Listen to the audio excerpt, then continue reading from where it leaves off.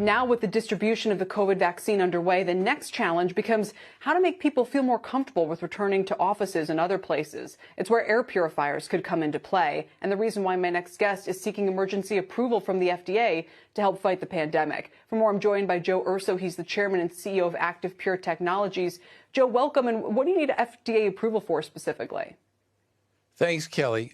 Well, FDA approval is very important because that clearance gives the assurances to people that you're bringing medical-grade protection to everyday places like businesses and schools and homes. And in fact, Kelly, we already have it with our Aeris Medical Guardian, where we demonstrated enormous kill rates against RNA viruses and other pathogens. And we're now bringing it to the FDA to approve us for our specific tests on the SARS-CoV-2 virus, both in the air and on surfaces. I'm reading your client list already is impressive. If it includes the Cleveland Clinic, MLB, universities, Mississippi State, state capitol buildings. So it would seem like word's getting around regardless, right? Well, it is slowly, but I'd say we're just scratching the surface on it. And there's a lot more work to do to try to help people get back to life as we know it.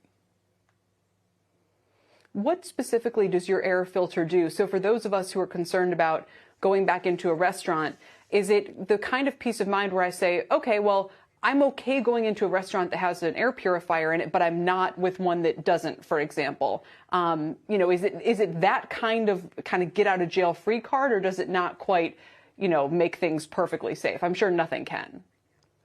Well, let's say this, it complements other solutions, but in a material way. We recently got our test results back from the University of Texas Medical Lab, where we killed 99.9%, more than that actually, of the SARS-CoV-2 virus that was nebulized at over 10 million particles per milliliter.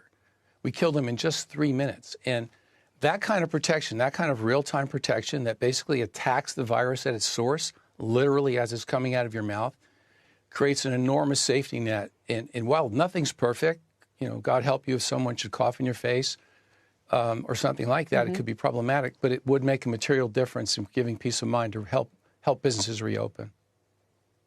But do you think if this were widely deployed, that would actually go a long way towards getting us back to normal, no matter what's happening with vaccines and so forth?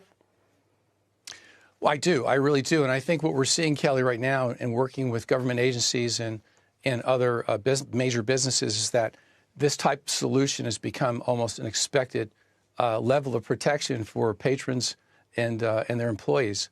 So I do believe that this technology will, in fact, become ubiquitous over time, as people become more aware of, as we are now, of the risks that we have from airborne pathogenic diseases.